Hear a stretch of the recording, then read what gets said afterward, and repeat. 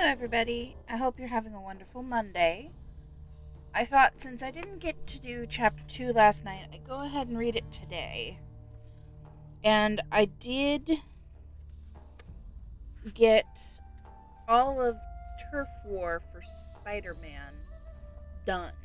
So that DLC is complete. So tomorrow we'll start off fresh with Silver Lining. Then once that's complete, we'll move on to Miles Morales. So, just thought I'd give you an update on that. But okay. Lord of the Rings, Fellowship of the Ring, Chapter 2. The Shadow of the Past. The talk did not die down in 9 or even 99 days. The second disappearance of Mr. Bilbo Baggins was discussed in Hobbiton, and indeed all over the Shire, for a year and a day, and was remembered much longer than that. It became a fireside story for young hobbits, and eventually Mad Baggins, who used to vanish with a bang and a flash, and reappear with bags of jewels and gold, became a favorite character of legend, and lived on long after all the true events were forgotten. But in the meantime, the general opinion in the neighborhood was that Bilbo, who had always been rather cracked, had at last finally gone quite mad, and had run off into the blue. There he had undoubtedly fallen into a pool or a river, and come to a tragic, but hardly an untimely, end. The blame was mostly laid on Gandalf. "If only that dratted wizard will leave young Frodo alone, perhaps he'll settle down and grow some hobbit sense," they said. And to all appearance, the wizard did leave Frodo alone, and he did settle down, but the growth of hobbit sense was not very noticeable. Indeed, he at once began to carry on Bilbo's reputation for oddity.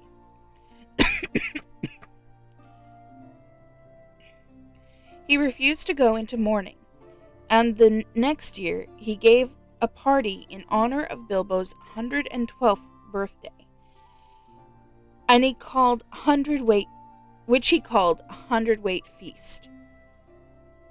But that was short of the mark, for 20 guests were invited, and there were several meals at which it snowed food and rained drink, as hobbits say. Some people were rather shocked, but Frodo kept up the custom of giving Bilbo's birthday party year after year, until they got used to it. He said that he did not think Bilbo was dead. When they asked, "Where is he then?" he shrugged his shoulders. He lived alone, as Bilbo had done, but he had a good many friends, especially among the younger hobbits, mostly descendants of the old Took, who had, as children, been fond of Bilbo and often in and out of Bag End. Folko Boffin and Fredregard Bolger were two of these, but his closest friends were Peregrine Took, usually called Pippin, and Merry Brandybuck. His real name was Meriadoc, but that was seldom remembered. Frodo went tramping all over the Shire with them, but more often he wandered by himself, and to the amazement of sensible folk, he was sometimes seen far from home, walking in the hills and woods under the starlight. Merry and Pippin suspected that he visited the elves at times, as Bilbo had done. As time went on, people began to notice that Frodo also showed signs of good preservation. Outwardly, he retained the appearance of a robust and energetic hobbit just out of his tweens. "Some folks have all the luck," they said, but it was not until Frodo approached the usually more sober age of 50 that they began to think it queer. Frodo himself, after the first shock, found that his own master and the Mr. Baggins of Bag End was rather pleasant. Oh, sorry, I misread that. Frodo himself, after the first shock, found that being his own master and the Mr. Baggins of Bag End was rather pleasant. For some years he was quite happy, and did not worry much about the future. But half unknown to himself, the regret he had not gone with Bilbo was steadily growing. He found himself wondering at times, especially in the autumn, about the wild lands, and strange visions of mountains that he had never seen came into his dreams. He began to say to himself, "Perhaps I shall cross the river myself one day." To which the other half of his mind always replied, "Not yet." So it went on, until his 40s were running out, and his 50th birthday was drawing near. 50 was a number that he felt was somehow significant or ominous. It was at any rate at that age that adventure had suddenly befallen Bilbo. Frodo began to feel restless, and the old paths seemed too well trodden. He looked at maps and wondered what lay beyond their edges. Maps made in the Shire showed mostly white spaces beyond its borders. He took to wandering further afield and more often by himself, and Merry and his other friends watched him anxiously. He was often seen walking and talking with strangers and wayfarers that began at this time to appear in the Shire. There were rumors of strange things happening in the world outside, and as Gandalf had not at that time appeared or sent any message for several years, Frodo gathered all the news he could. Elves, who seldom walked in the Shire, could now be seen passing westward through the woods in the evening, passing and not returning. But they were leaving Middle-earth, and were no longer concerned with its troubles. There were, however, dwarves on the road in unusual numbers. The ancient east-west road ran through the Shire to its end at the Grey Havens, and dwarves had always used it on their way to their mines in the Blue Mountains. They were the hobbits' chief source of news from distant parts, if they wanted any. As a rule, dwarves said little and hobbits asked no more.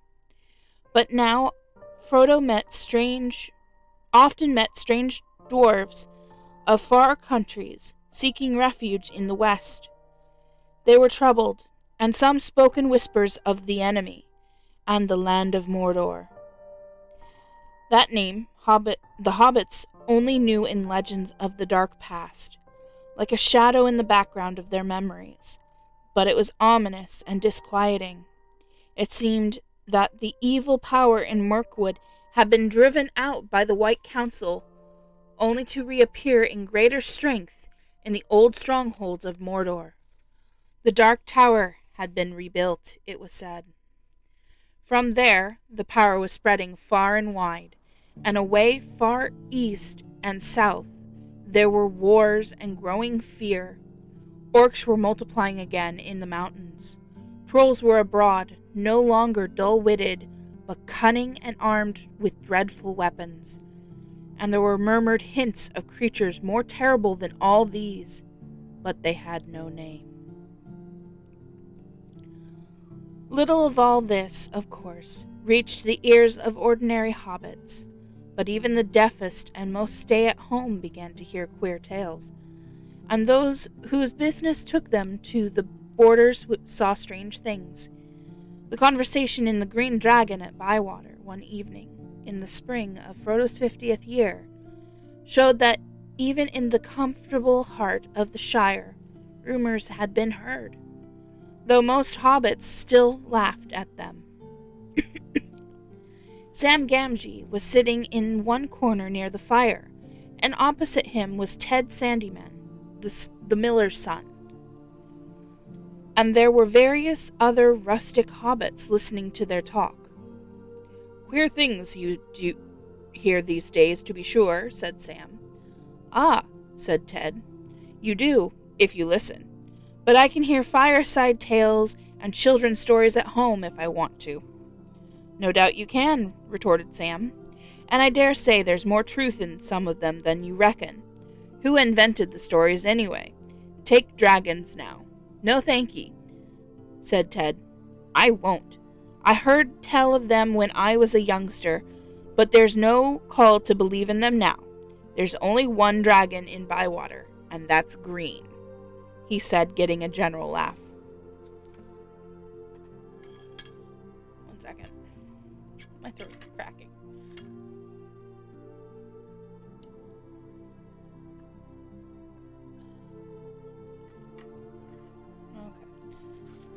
Okay. "All right," said Sam, laughing with the rest. "But what about these tree men, these giants, as you might call them? They do say that one bigger than a tree was seen up away beyond the North Moors not long back. Who's they?" "My cousin Hal, for one. He works for Mr. Boffin at Overhill, and goes up to the North Farthing for hunting. He saw one." "Says he did. Perhaps your Hal's always saying he's seen things, and maybe he sees things that aren't there. But this one was big as an elm tree, and walking 7 yards to a stride, if it was an inch." "Then I bet it wasn't an inch. What he saw was an elm tree, as like as not." "But this one was walking, I tell you, and there ain't no elm tree in the North Moors." "Then Hal can't have seen one," said Ted. There were some laughing and clapping, and the audience seemed to think that Ted had scored a point. "All the same," said Sam, "you can't deny the others besides our Halfast have seen queer folk crossing the Shire. Crossing it, mind you. There are more that are turned back at the borders. The borders have never been so busy before, and I've heard tell that elves are moving west. They do say they are going to the harbors, out beyond the White Towers." Sam waved his arm vaguely. Neither he nor any of them knew how far it was to the sea, past the old towers beyond the western borders of the Shire. But it was an old tradition that away over there stood the Grey Havens, from which at times elven ships set sail, never to return. "They are sailing over the sea. They are going into the west and leaving us," said Sam, half chanting the words, shaking his head sadly and solemnly. But Ted laughed.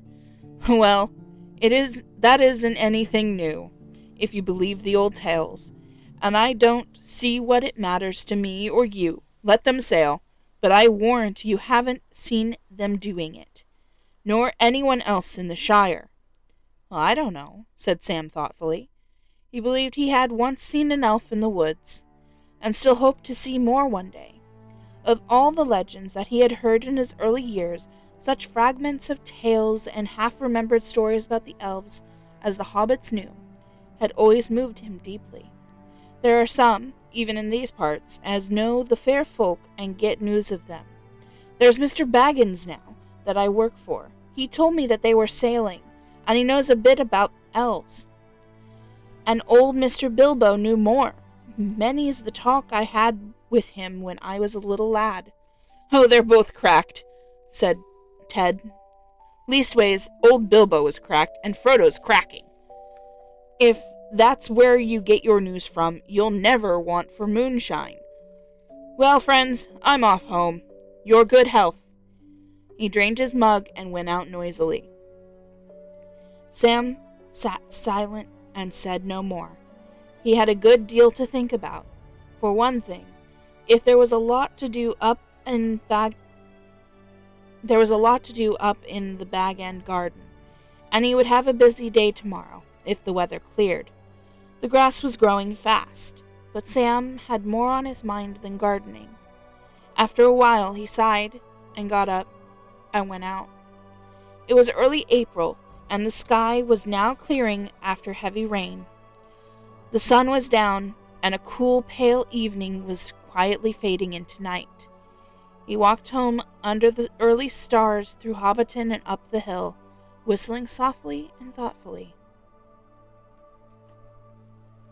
One second.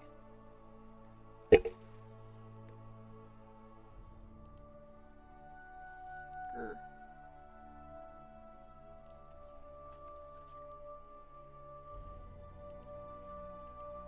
One second, guys.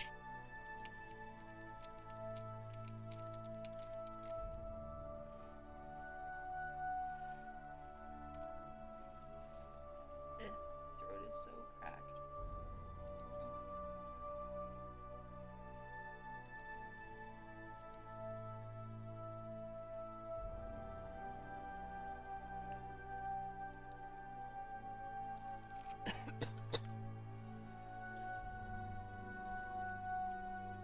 I do apologize for the frequent breaks, but my throat is not doing good.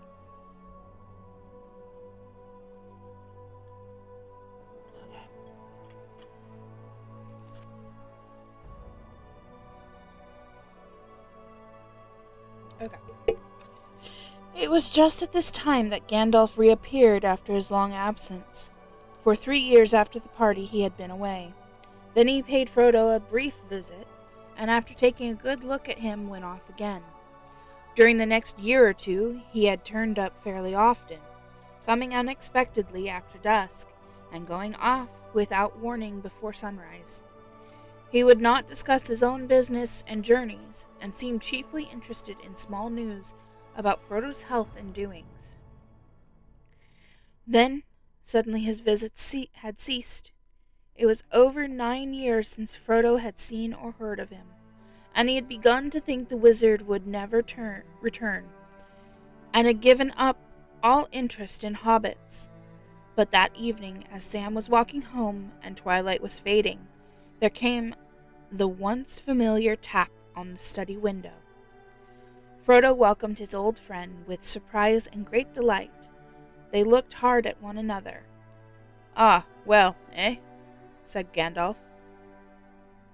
"You look the same as ever, Frodo." "So do you," Frodo replied, but secretly he thought Gandalf looked older and more careworn. He pressed him for news of himself and of the wide world, and soon they were deep in talk, and they stayed up far into the night. The next morning, after a late breakfast, the wizard was sitting with Frodo by the open window of the study. A bright fire was on the hearth, but the sun was warm and the wind was in the south. Everything looked fresh, and the new green of spring was shimmering in the fields and on the tips of the trees' fingers. Gandalf was thinking of a spring, nearly 80 years before, when Bilbo had run out of Bag End without a handkerchief. His hair was perhaps whiter than it had been then, and his beard and eyebrows were perhaps longer, and his face more lined with care and wisdom, but his eyes were as bright as ever, and he smoked and blew smoke rings with the same vigor and delight. He was smoking now in silence, for Frodo was sitting still, deep in thought. Even in the light of morning he felt the dark shadow of the tidings that Gandalf had brought. At last he broke the silence. "Last night you began to tell me strange things about my ring, Gandalf. And then you stopped, because you said such matters were best left until daylight. Don't you think you had better finish now? You say the ring is dangerous, far more dangerous than I guess. In what way?" "In many ways," answered the wizard. "It is far more powerful than I ever dared to think at first. So powerful that in the end it would utterly overcome anyone of mortal race who possessed it. It would possess him. In Eregion, long ago, elven rings were made, magic rings as you call them, and they were, of course, of various kinds, some more potent and some less. The lesser rings were only essays in the craft before it was full grown, and the elven smiths, they were but trifles. And to the elven smiths they were but trifles. Yet still, my mind yet still, to my mind, more dangerous for mortals. But the great rings, the rings of power, they were perilous. A mortal, Frodo, who keeps one of the great rings, does not die, but he does not grow or obtain more life. He merely continues, until at last every minute is a weariness. And if he often uses the ring to make himself invisible, he fades. He becomes in the end invisible permanently, and walks in the twilight under the eye of the dark power that rules the rings. Yes, sooner or later, if he is strong or well-meaning to begin with.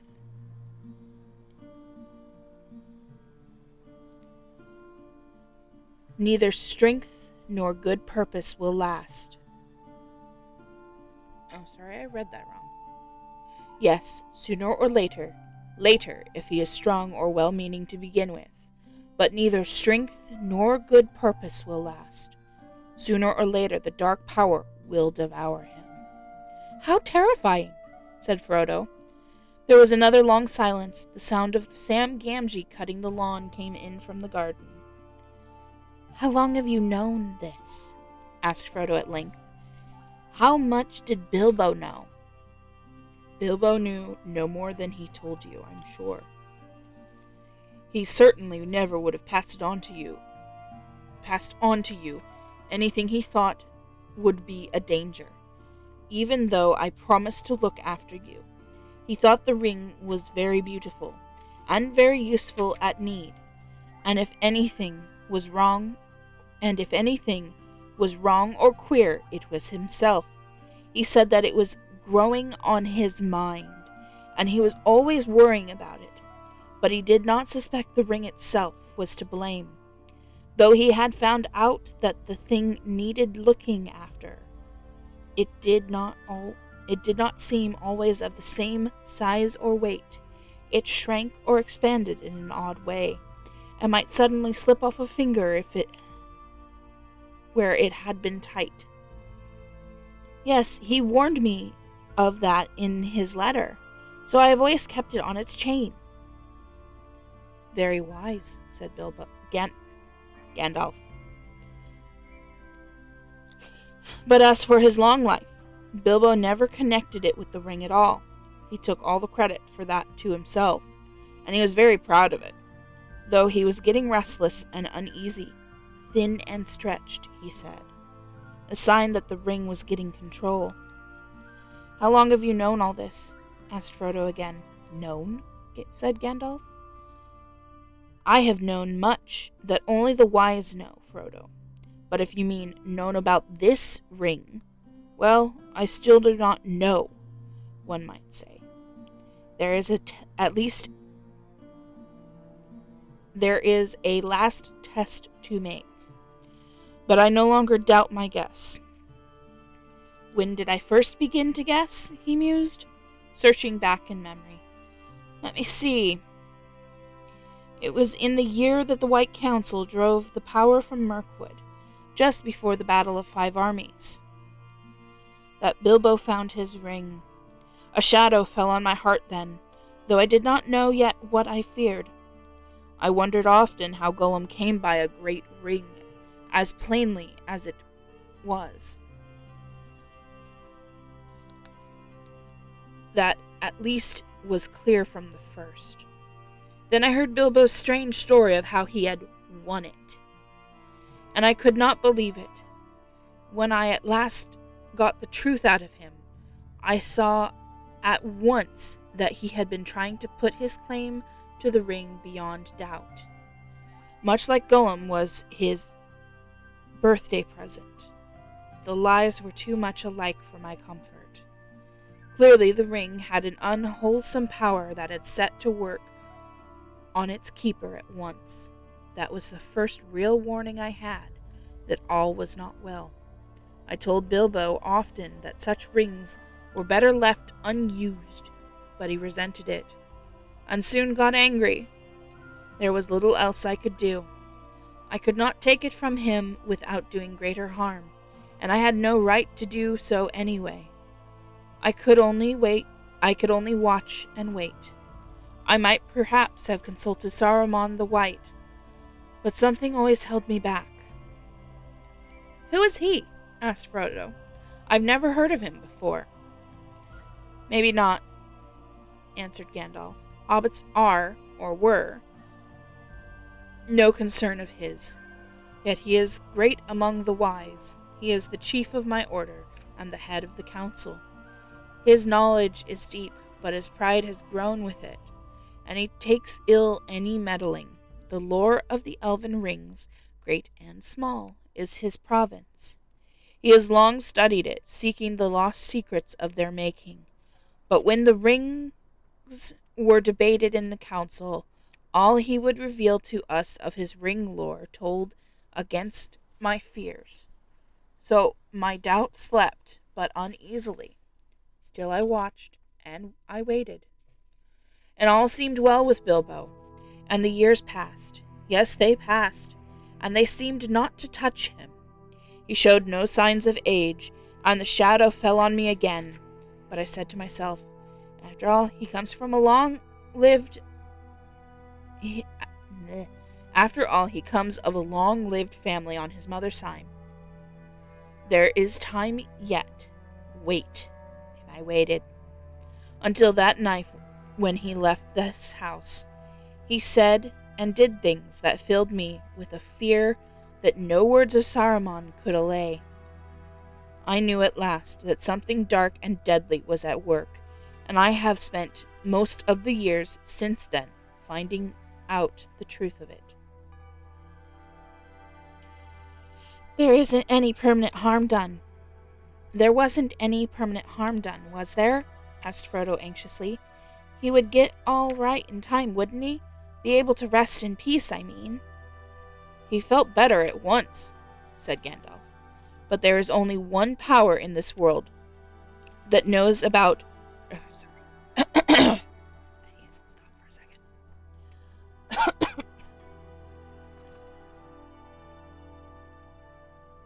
I love my throat.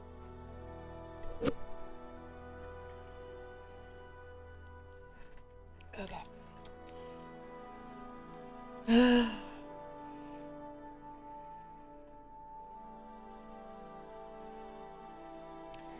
He felt better at once, said Gandalf. But there is only one power in this world that knows all about the rings and their effects. And as far as I know, there is no power in the world that does not know all about hobbits. Among the wise, I am the only one that goes in for the hobbit lore, an obscure branch of knowledge, but full of surprises.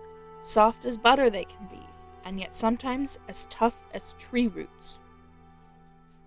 I think it likely that some would resist the rings far longer than most of the wise would believe.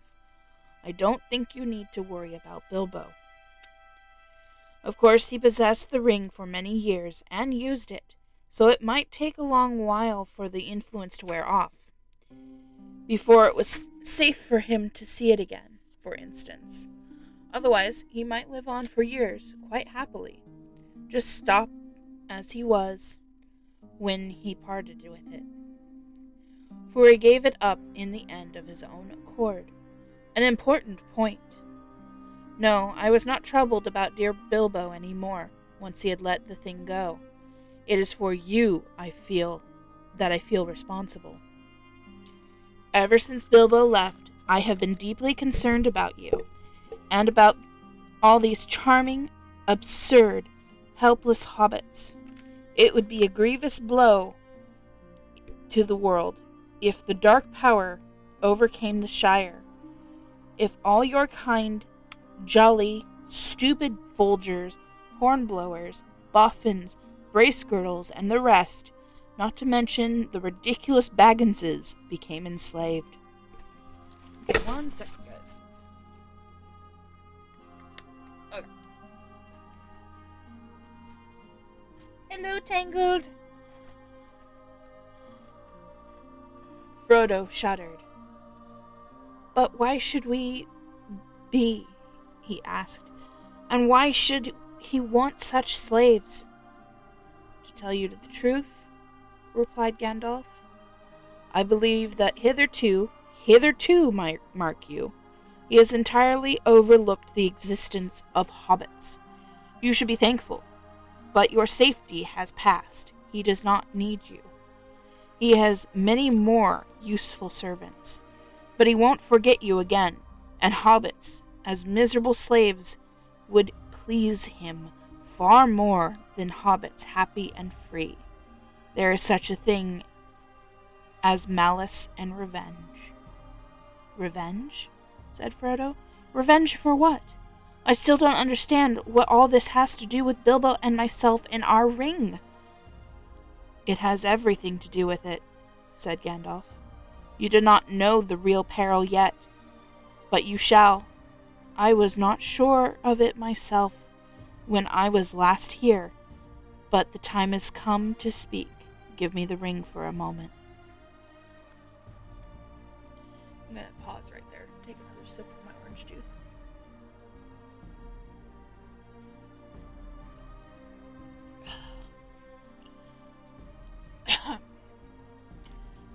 Frodo took it from his breeches pocket, where it was clasped to a chain that hung from his belt. He unfastened it and handed it slowly to the wizard. It felt suddenly very heavy, as if either it or Frodo himself was in some way reluctant for Gandalf to touch it. Gandalf held it up. It looked to be made of pure and solid gold. Can you see any markings on it? He asked. No, there are none. It is quite plain, and it never shows a scratch or sign of wear. Well then, look. To Frodo's astonishment and distress, the wizard threw it into the middle of a glowing corner of the fire. Frodo gave a cry and groped for the tongs, but Gandalf held him back. Wait, he said in a commanding voice, giving Frodo a quick look from under his bristling brows. No apparent change came over the ring. After a while, Gandalf got up, closed the shutters outside the window, and drew the curtains. The room became dark and silent, though the clack of Sam's shears, now nearer to the windows, could still be heard faintly from the garden. For a moment, the wizard stood looking at the fire. Then he stooped and removed the ring to the hearth with the tongs and at once picked it up. Frodo gasped. It's quite cool, said Gandalf. Take it. Frodo received it on his shrinking palm. It seemed to have become thicker and heavier than ever. Hold it up, said Gandalf, and looked closely. As Frodo did so, he saw fine lines, finer than the finest pen strokes, running along the ring, outside and in. Lines of fire that seemed to form the letters of a flowing script. They shone piercingly bright and yet remote, as if out of a great depth.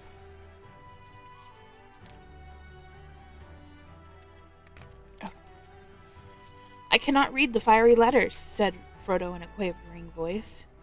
No, said Gandalf, but I can. The letters are Elvish, of an ancient mode, but the language is that of Mordor, which I will not utter here. But this is in the common tongue is what is said close enough. One ring to rule them all, one ring to find them, one ring to bring them all, and in the darkness bind them. It is only 2 lines of a verse well known in elven lore. 3 rings for the elven kings under the sky, 7 for the dwarf lords in their halls of stone, 9 for mortal men doomed to die, 1 for the Dark Lord on his dark throne in the land of Mordor where the shadows lie. 1 ring to bring them all, 1 ring to find them, 1 ring to bring them all. Oh, I read that wrong. Oops. My eyes jumped the page. I'm going to reread that because my eyes jumped the page, guys. This is fun. Okay. Starting from the top of the poem. 3 rings for the elven kings under the sky, 7 for the dwarf lords in their halls of stone, 9 for mortal men doomed to die, 1 for the Dark Lord on his dark throne, in the land of Mordor where the shadows lie. 1 ring to rule them all, 1 ring to find them, 1 ring to bring them all, and in the darkness bind them, in the land of Mordor where the shadows lie.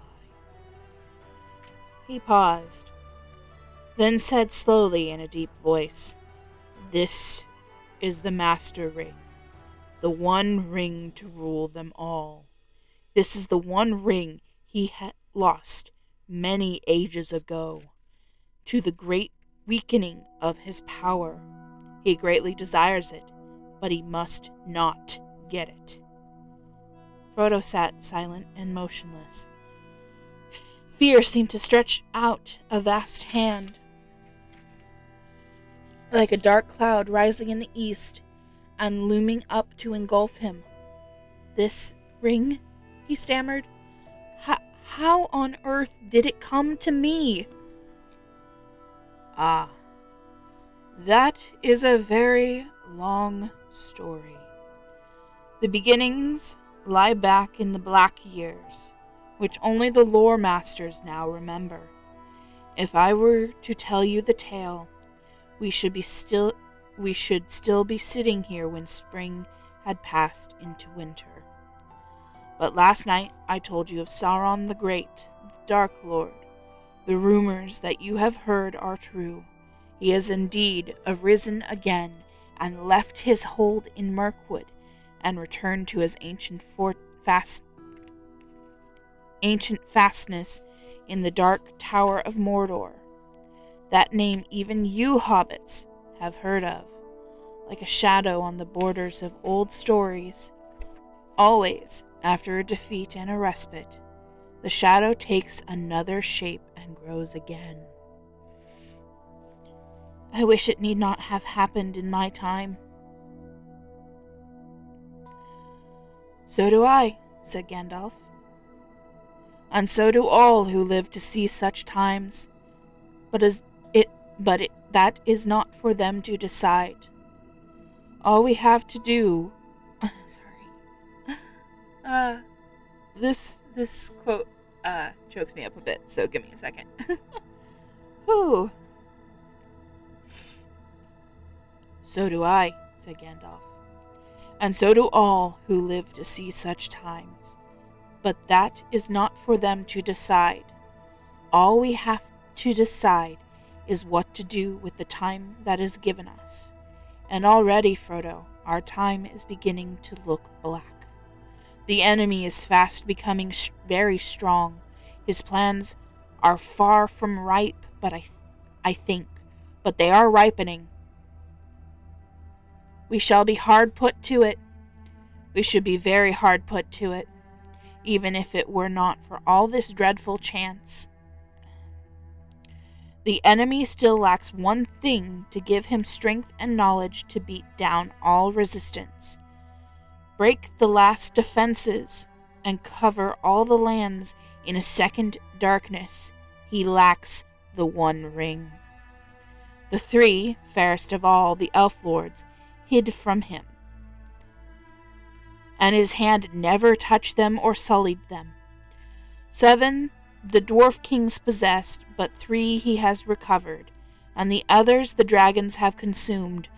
9 he gave to mortal men, proud and great, and so ensnared them. Long ago they fell under the dominion of the 1, and they became ring wraiths, shadows under his great shadow, his most terrible servants.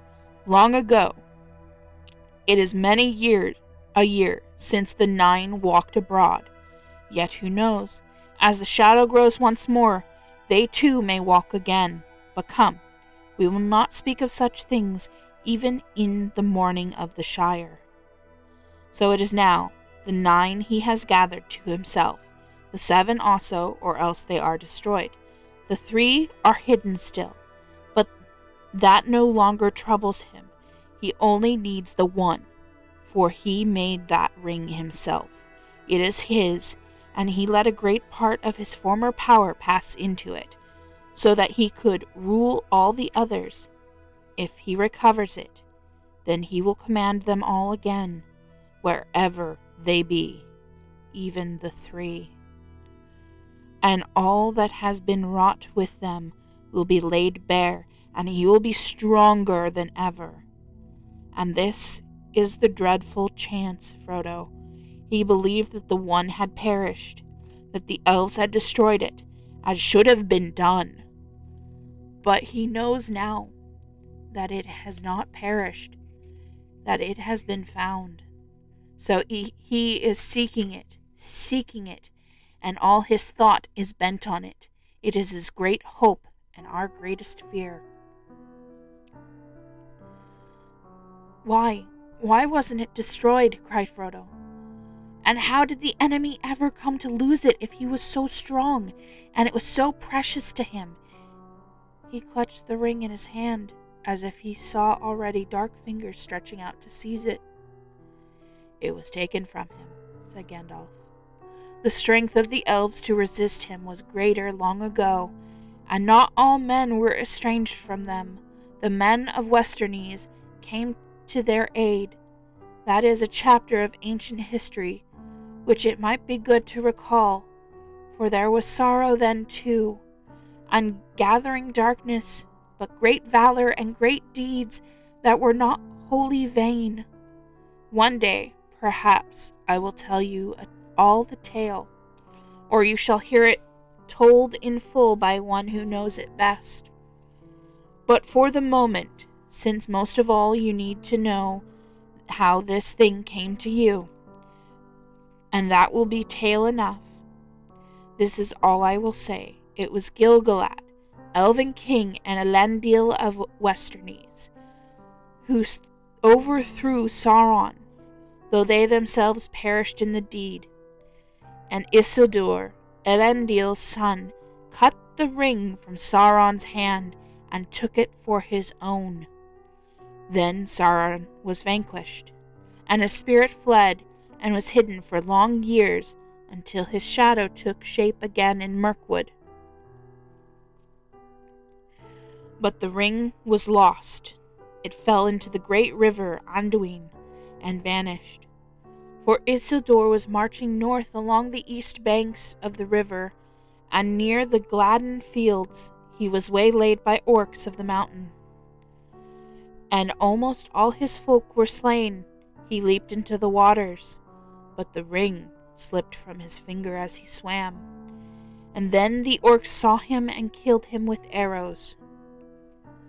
Gandalf paused, and there, in the dark pools, amid the Gladden fields, he said, the ring passed out of all knowledge and legend, and even so much of its history is known only to a few, and the council of the wise could discover no more. But at last I can carry on the story, I think.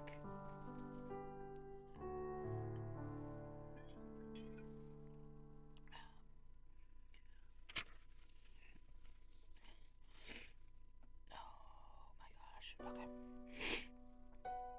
Long after, but still very long ago, there lived by the banks of the great river, on the edge of the wildlands, a clever-handed and quiet-footed little people. I guess they were of hobbit kind, akin to the fathers of the Stoors, for they loved the river and often swam in it, or made little boats of reeds. There was among them a family of high repute, for it was large and wealthier than most, and it was ruled by a grandmother of the folk, stern and wise in old lore, such as they had. The most inquisitive and curious-minded of that family was called Smeagol. He was interested in roots and beginnings. He dived deep into deep pools. He burrowed under trees and growing plants. He tunneled into green mounds, and he ceased to look up at the hilltops, or the leaves on trees, or the flowers opening in the air. His head and his eyes were downward. He had a friend called Deagle, of similar sort, sharper-eyed but not so quick and strong.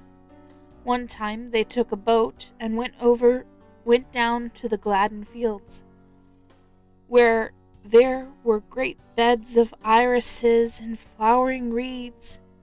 There Smeagol got out and went nosing about the banks, but Deagle sat in the boat and fished. Suddenly, a great fish took his hook, and before he knew where he was dragged out and down into the water, to the bottom. Then he let go of his line, for he thought he saw something shining in the riverbed, and holding his breath he grabbed at it. Then up he came spluttering, with weeds in his hair and a handful of mud, and he swam to the bank, and behold, when he washed the mud away, there in his hand lay a beautiful golden ring. And it shone and glittered in the sun, so that his heart was glad. But Smeagol had been watching him from behind a tree, and as Deagle gloated over the ring, Smeagol came up softly behind it. "Give us that, Deagle, my love," said Smeagol over to his friend's shoulder. "Why?" "Because it's my birthday, my love, and I wants it," said Smeagol. "I don't care," said Deagle. "I have given you a present already, more than I could afford. I found this, and I'm keeping it."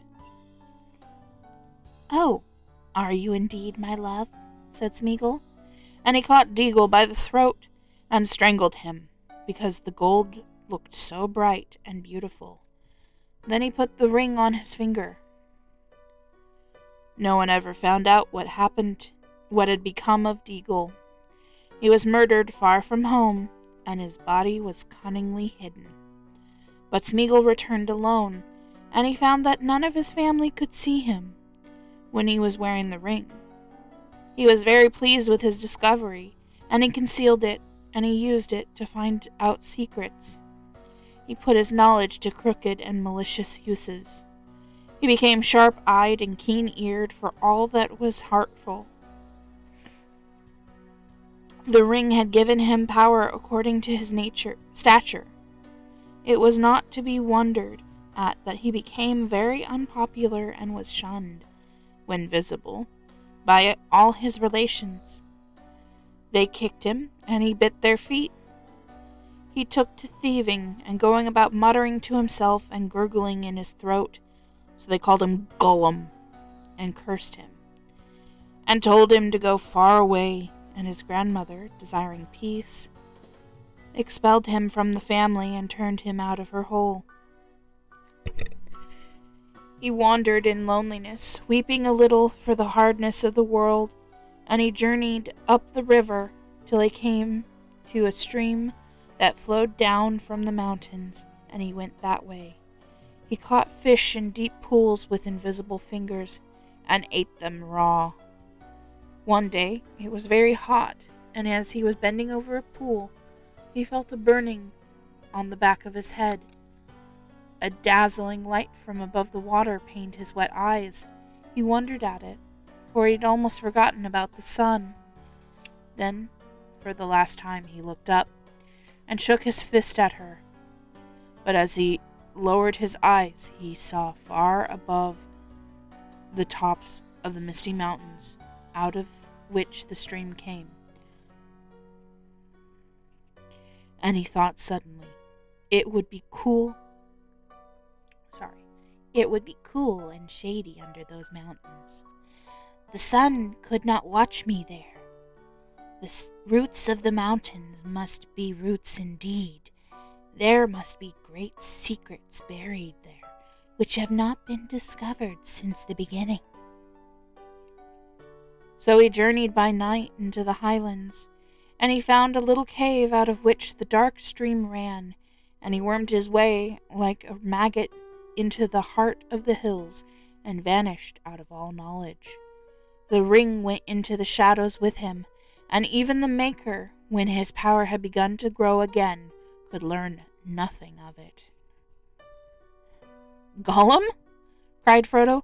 Gollum! Do you mean that this is the very Gollum creature that Bilbo met? How loathsome! I think it is a sad story, said the wizard, and it might have happened to others, even to some hobbits that I have known.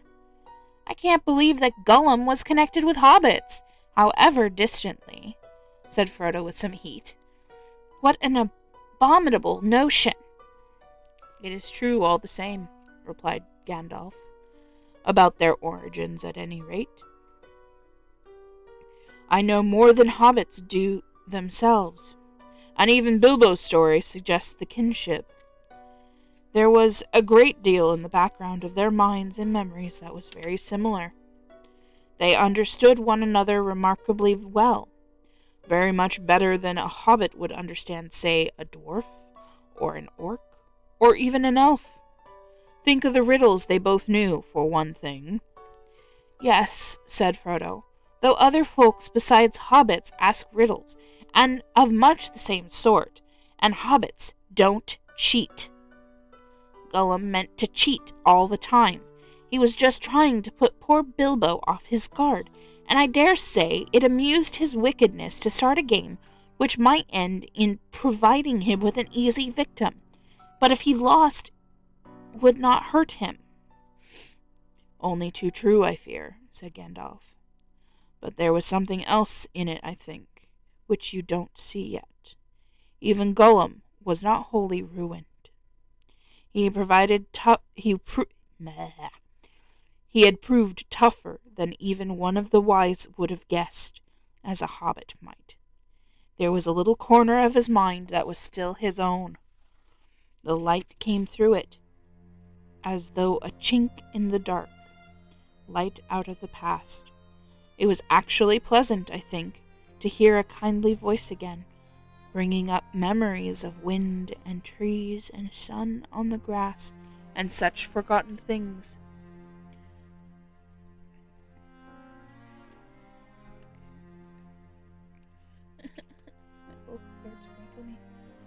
Okay. But that, of course, would only make the evil part of him angrier in the end, unless it could be conquered, unless it could be cured. Gandalf sighed. Alas, there is little hope of that for him. Yet no hope. No, not though he possessed the ring so long, almost as far back as he can remember, for it was long since he had worn it.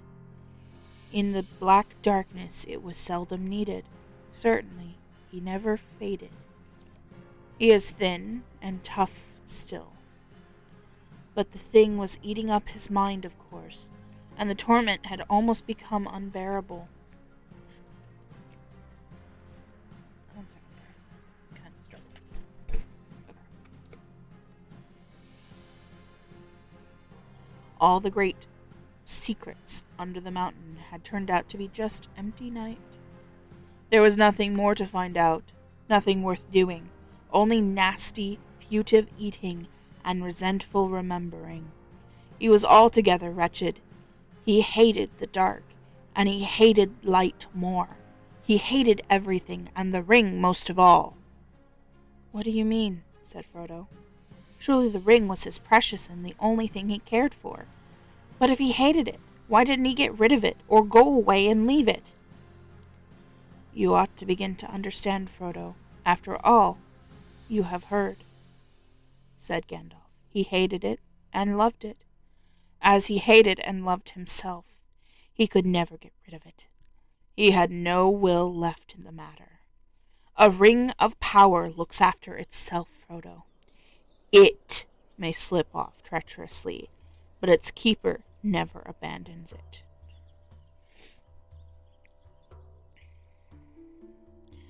At most, he plays with the idea of handing it on to someone else's care, that only at an early stage, when it first begins to grip. But as far as I know, Bilbo alone in history has ever gone beyond playing, and really done it. He needed all my help, too. And even so, he would never have just forsaken it, or cast it aside. It was not Gollum, Frodo, but the ring itself that had decided such things. The ring left him. What? Just in time to meet Bilbo? Said Frodo. Would an orc have suited it better? It is no laughing matter, said Gandalf. Not for you. It was the strangest event in the whole history of the ring so far. Bilbo's arrival just at that time, and putting his hand on it blindly in the dark. There was more than one power at work, Frodo. The ring was trying to get back to its master. It had slipped from Isildur's hand and betrayed him. And then when a chance came, it caught poor Deagle, and he was murdered. And after that, Gollum. And it had devoured him. It could make no further use of him. He was too small and mean. And as long as it stayed with him, he would never leave his deep pool again. So now, when its master was awake once more, and sending out his dark thought from Mirkwood, it abandoned Gollum, only to be picked up by the most unlikely person imaginable, Bilbo from the Shire. Behind that, there was something else at work, beyond any design of the ringmaker. I can put it no plainer than by saying that Bilbo was meant to find the ring, and not by its maker, in which case you were also meant to have it. And that may be an encouraging thought. It is not, said Frodo, though I am not sure that I understand you. But how have you learned all about the ring, and about Gollum? Do you really know it all, or are you just guessing still? Drink break.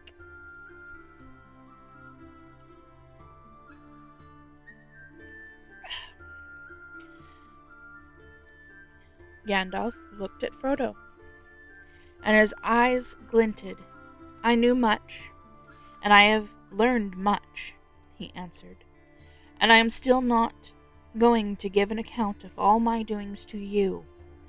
The history of Elendil and Isildur and the One Ring is known to the wisest, to all the wise. Your ring is shown to be the One Ring by the fire writing alone, apart from any other evidence. And when did you discover that? Asked Frodo, interrupting. Just now, in this room, of course, answered the wizard sharply, but I expected to find it. I have come back from dark journeys and long search to make the final test. It is that last proof, and all is now only too clear. Making out Gollum's part and fitting it into the gap in history required some thought. I may have started with guesses about Gollum, but I am not guessing now. I know. I have seen him. You have seen Gollum? Exclaimed Frodo in amazement. Yes, the obvious thing to do, of course, if one could. I tried long ago, but I have managed it at last. Then what happened after Bilbo escaped him? Do you know that? Not so clearly. What I have told you is that Gollum is what Gollum was willing to tell, though not, of course, in the way I have reported it. Gollum is a liar, and you have to sift his words. For instance, he called the ring his birthday present, and he stuck to it.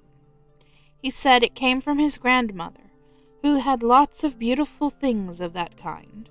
A ridiculous story. I have no doubt that Smeagol's grandmother was a matriarch, a great person in her way. But to talk of her possessing many elven rings was absurd, as was giving them away. It was a lie, but a lie with a grain of truth. The murder of Deagle haunted Gollum, and he had made up a defense, repeating it to his precious over and over again, as he gnawed bones in the dark, until he almost believed it. It was his birthday. Deagle ought to have given the ring to him. It had previously turned up just so as to be a present. It was his birthday present, and so on, and so on. I endured him as long as I could, but the truth was desperately important, and in the end, I had to be harsh. I put the fear of fire on him, and wrung the true story out of him, bit by bit, together with much sniveling and snarling. He thought he was misunderstood and ill-used, but when he had at last told me his history, as far as the end of the riddle game and Bilbo's escape, he would not say any more, except in dark hints.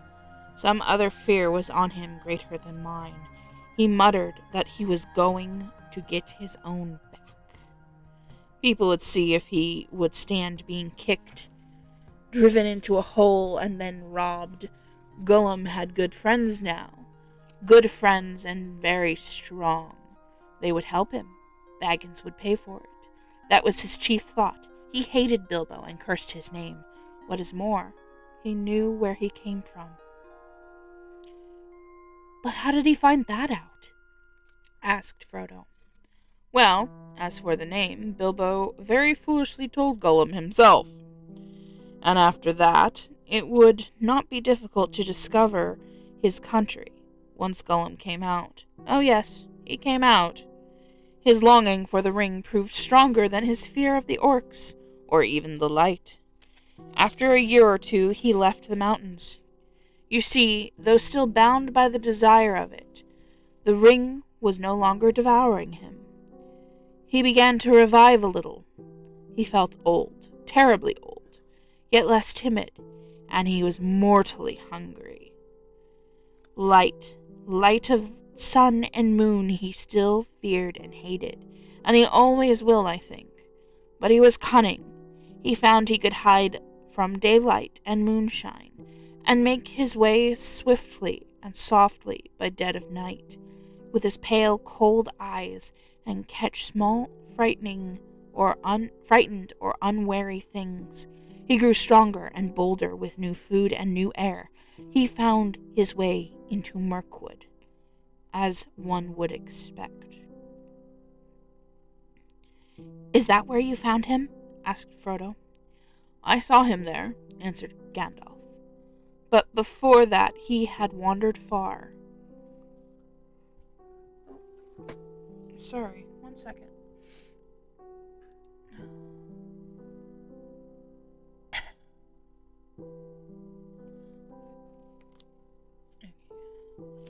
Okay.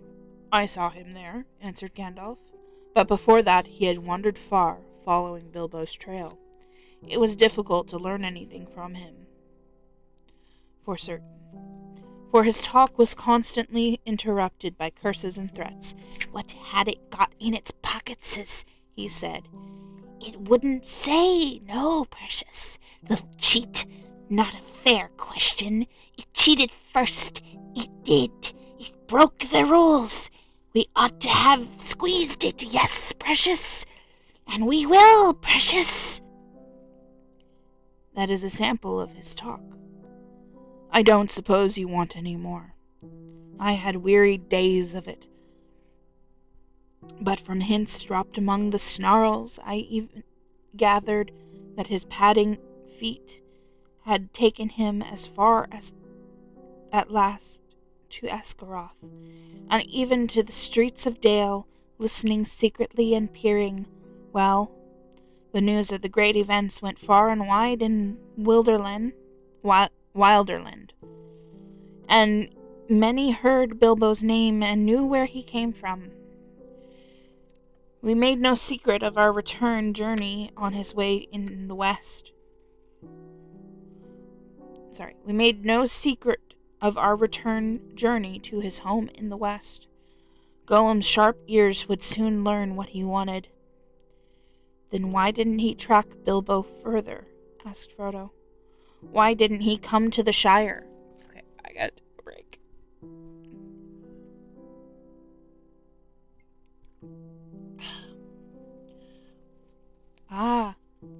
said Gandalf. Now we come to it. I think Gollum tried to. He set out and came back westward, as far as the great river, but then he turned aside. He was not daunted by the distance, I am sure. No, something else drew him away. So my friends think, those that hunted him for me. The wood elves tracked him first, as an easy task for them, for his trail was still fresh. Through Mirkwood and back again it led, though they never caught him. The wood was full of rumor of him, dreadful tales, even among the beasts and birds. The woodmen said that there was some new terror abroad, a ghost that drank blood. It climbed trees to find nests, it crept into holes to find the young, it slipped through windows to find cradles. But at the western edge of Mirkwood, the trail turned away. It wandered off southwards and passed out of the wood elves' ken, and was lost.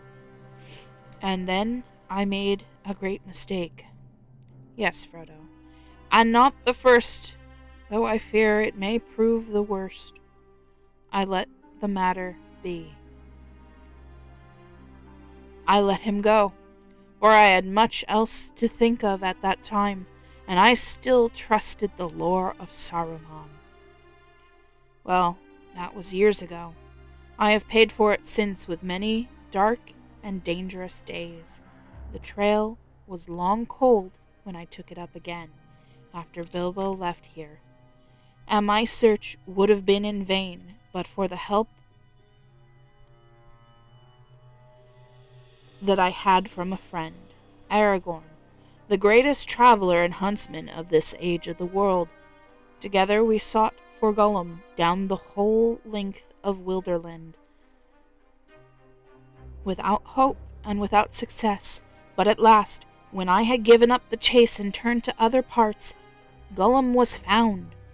My friend returned out of the great perils, bringing the miserable creature with him. What he had been doing he would not say. He only wept and called us cruel, with many a Gollum in his throat. And when we pressed him, he whined and cringed, and rubbed his long hands, licking his fingers as if they pained him, as if he remembered some old torture. But I'm afraid there is no possible doubt. He made his slow, sneaking way, step by step, mile by mile, south, down at last to the land of Mordor. Okay, I'm going to take another break. Hello, Fiona. How are you?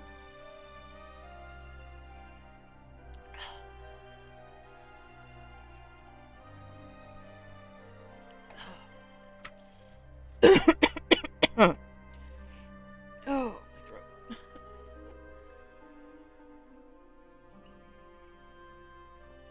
Doing Gollum's voice just wrecked my throat. Okay. A heavy silence fell in the room. Frodo could hear his heart beating. Even outside, everything seemed still. No sound of Sam's shears could now be heard. Yes, to Mordor, said Gandalf. Alas, Mordor draws all wicked things. And the dark power was bending all its will to gather them there. The ring of the enemy would leave its mark too, leave him open to the summons. And all folk were whispering then of the new shadow in the south, and its hatred of the west. There were his fine new friends who would help him in his revenge. Yeah, it's playing in the background. Do you want me to turn it up a little, or...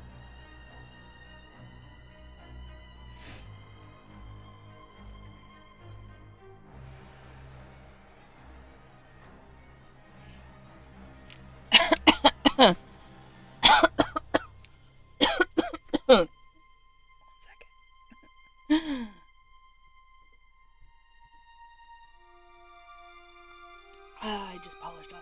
juice. Crap. Yeah, I figured a little soft music would be fine. And yes, I'm taking a little bit longer break. My vocal cords really are wrecked.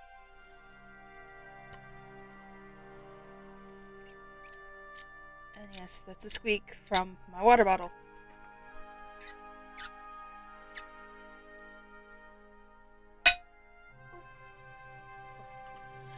Okay, next water bottle. Okay. Wretched fool. In that land he would learn much, too much for his comfort, and sooner or later, as he lurked and pried on the borders, he would be caught and taken for examination. That was the way of it, I fear.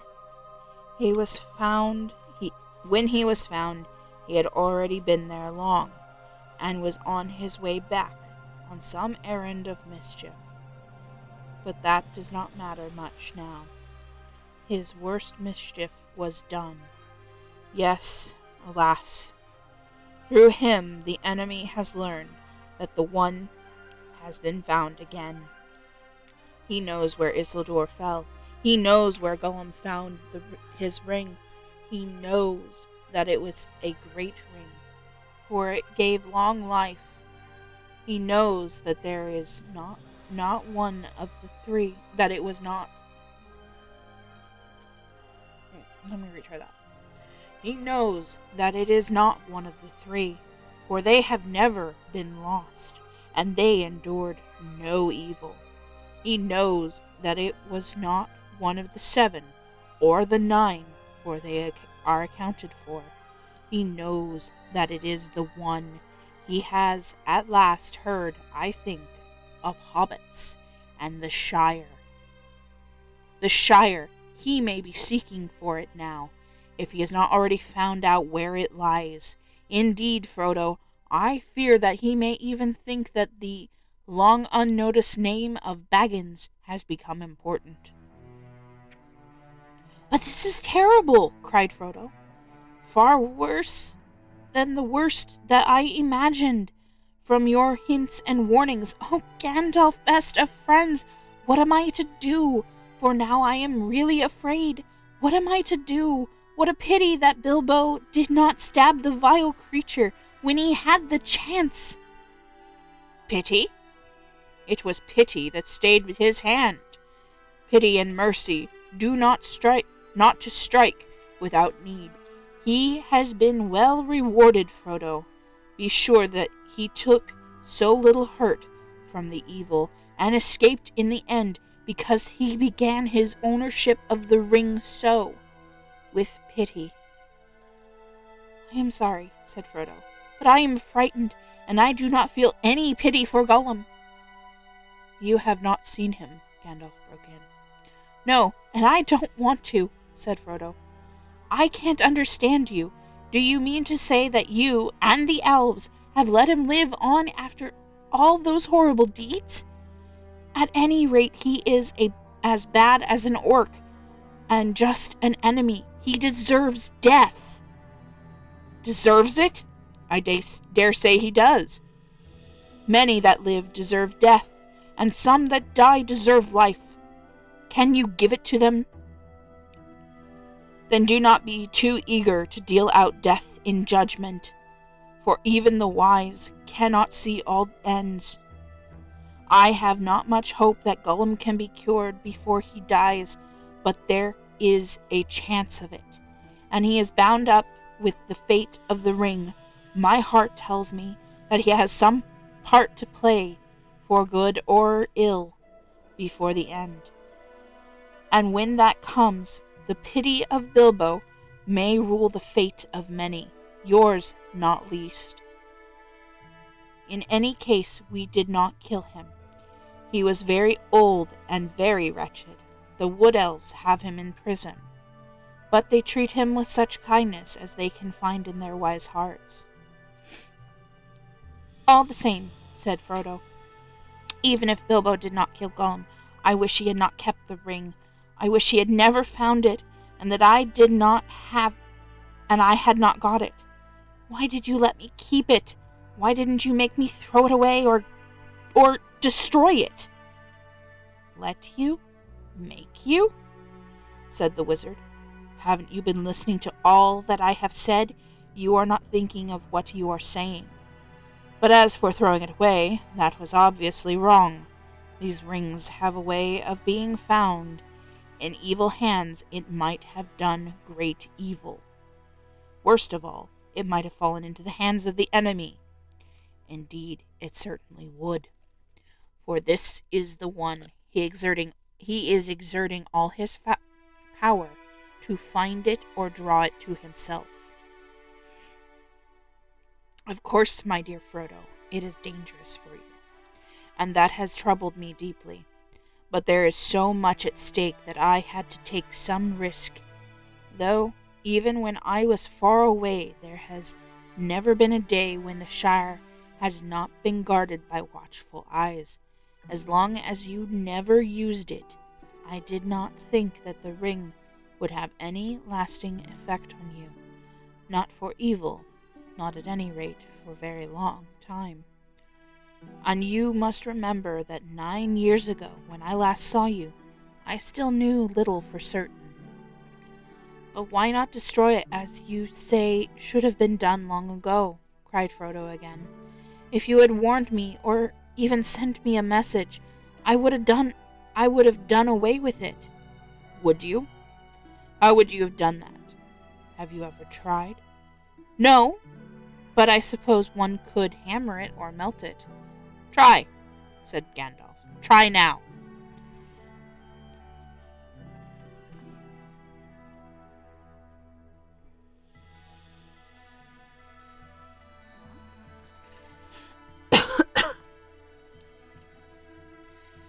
Frodo drew the ring out of his pocket again and looked at it. It now appeared plain and smooth, without mark or device that he could see. The gold looked very fair and pure, but Frodo thought how rich and beautiful it was in color. How perfect was its roundness. It was an admirable thing, and altogether precious. When he took it out, he had intended to fling it from him into the very hottest part of the fire. But he found now that he could not do so, not without a great struggle. He weighed the ring in his hand, hesitating, and forcing himself to remember that all that Gandalf had told him. And then, with an effort of will, he made a movement, as if to cast it away. But he found that he had put it back in his pocket. Gandalf laughed grimly. "You see, already you too, Frodo, cannot easily let it go, nor will it to damage. And I could not make you." Sorry, I just got a text message. 1 second, guys. "I'm busy, Dad. I love you, but I'm busy. I'll do the dishes after my shower." Okay.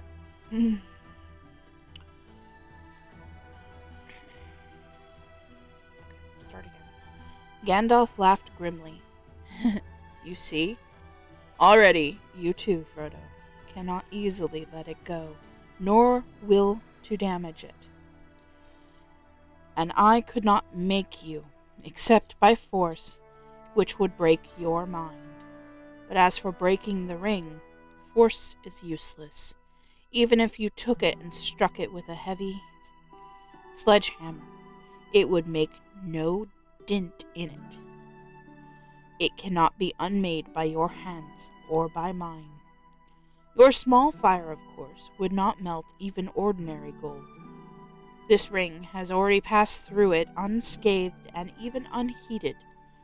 But there is no smith's forge in this shire that could change it at all. Not even the anvils and furnaces of the dwarves could do that. It has been said that dragonfire could melt and consume rings of power, but there is not now any dragon left on earth in which the old fire is hot enough. Nor was there ever any dragon, not even Ancalagon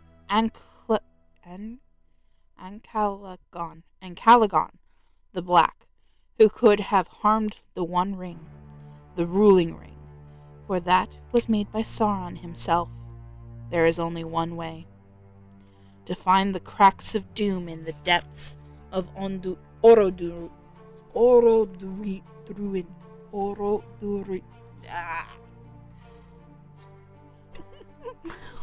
Orodruin, the Fire Mountain, and cast the ring in there, if you really wish to destroy it, to put it beyond the grasp of the enemy forever. I do really wish to destroy it, cried Frodo. Or, well, to have it destroyed. I wish I had never... I am not made for perilous quests. I wish I had never seen the ring. Why did it come to me? Why was I chosen? Such questions cannot be answered, said Gandalf. You may be sure that it was not for any merit that others do not possess it. Not for power or wisdom, at any rate. But you have been chosen, and you must, therefore, use the strength and heart and wits as you have. But I have so little of any of these things. You are wise and powerful. Will you not take the ring? No, cried Gandalf, springing to his feet. With that power, I should have a power too great and terrible. Over me, the ring would gain a power still greater and more deadly. His eyes flashed, and his face was lit as by fire within. Do not tempt me, for I do not wish to become like the Dark Lord himself. Yet the way of the ring to my heart is by pity for weakness, and the desire of strength to do good. Do not tempt me. I dare not take it, not even to keep it safe, unused. The wish to wield it would be too great for my strength. I shall have such need of it. Great perils lie before me. He went to the window and drew aside the curtains and shutters. Sunlight streamed back again into the room. Sam passed along the path outside whistling. And now, said the wizard, turning back to Frodo, the decision lies with you, but I will always help you. He laid a hand on Frodo's shoulders. I will help you bear this burden, as long as it is yours to bear, but we must do something soon. The enemy is moving.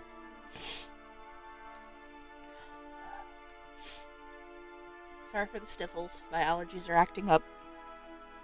It's cottonwood season, y'all. And I have no more water.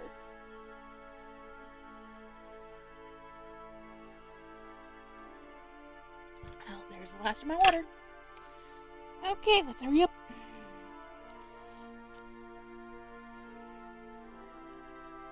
There was a long silence. Gandalf sat down again and puffed at his pipe, as if lost in thought. His eyes seemed closed, but under the lids he was watching Frodo intently.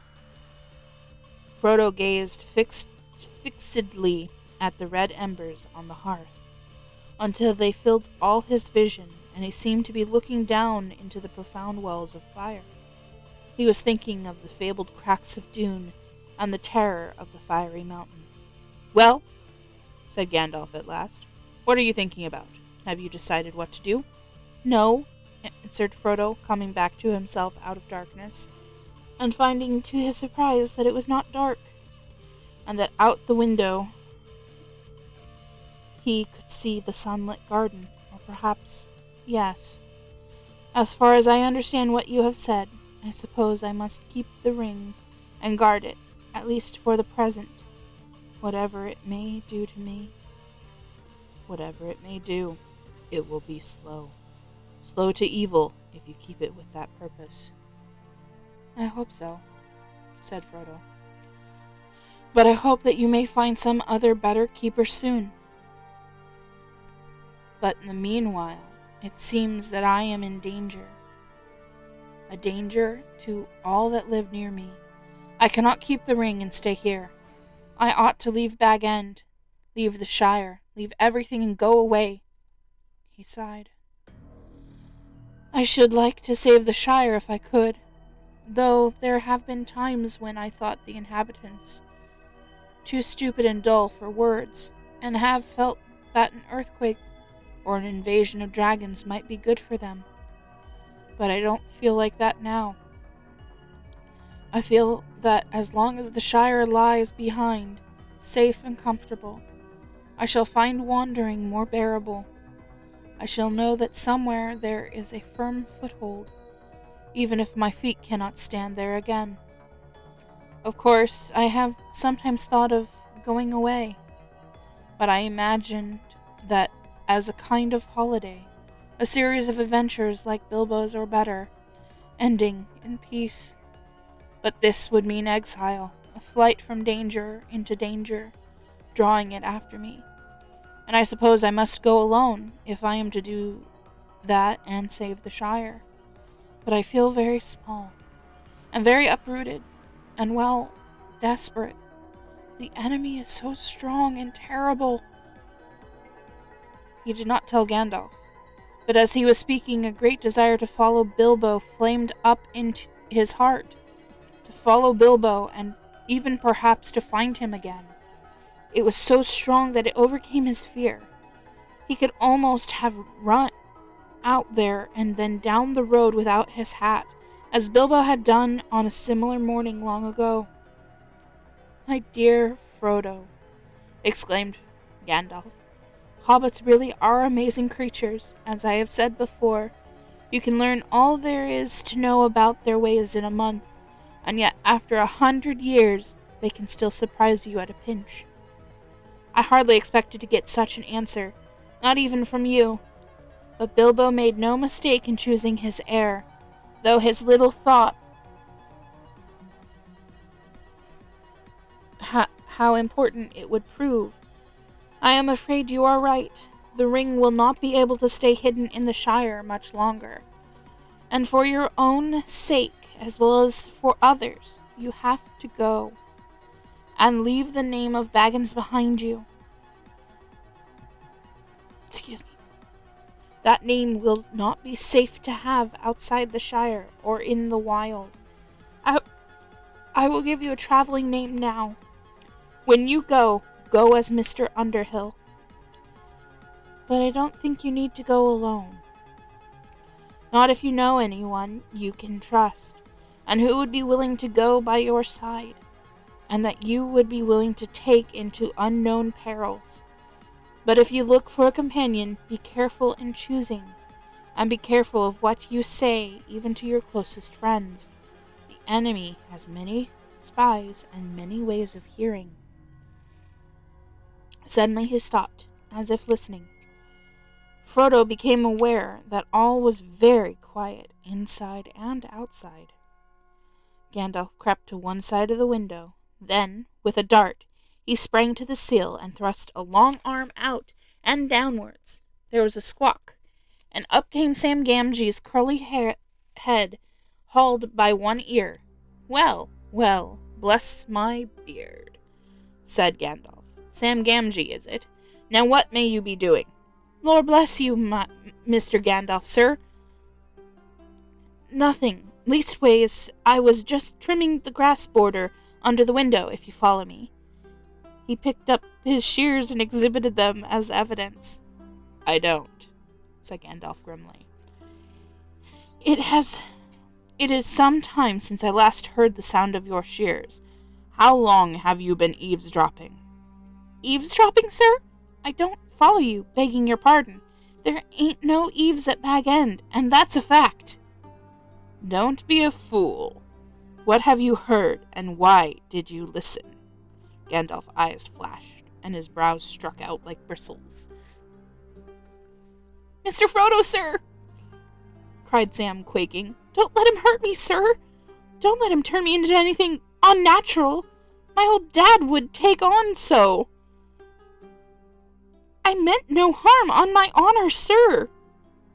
He won't hurt you, said Frodo, hardly able to keep from laughing. although he was himself startled and rather puzzled. He knows, as well as I do, that you mean no harm.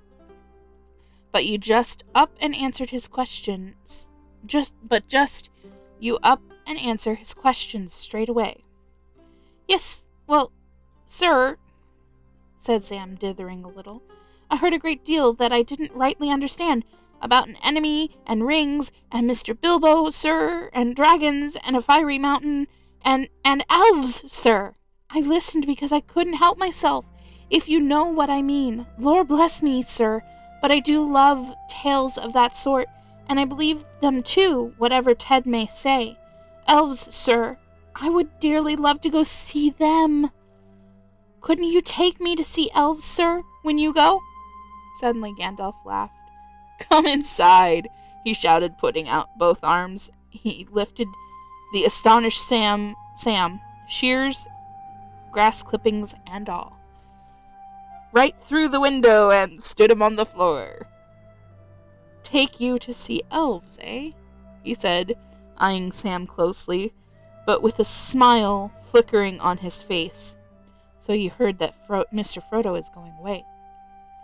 I did, sir, and that's why I choked when you heard me which you heard me seemingly.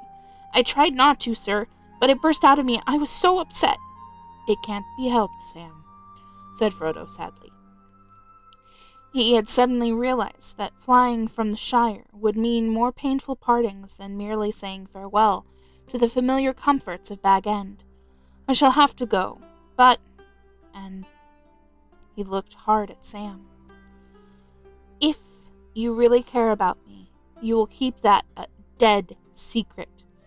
See, if you don't, if you even breathe a word of what you've heard here, then I hope Gandalf will turn you into a spotted toad and fill the garden full of grass snakes. Sam fell on his knees, trembling. Get up, Sam.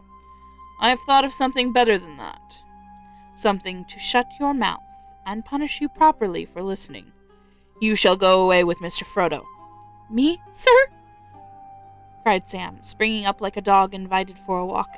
Me? Go and see the elves and all? Hooray! He shouted and then burst into tears. That's chapter 2.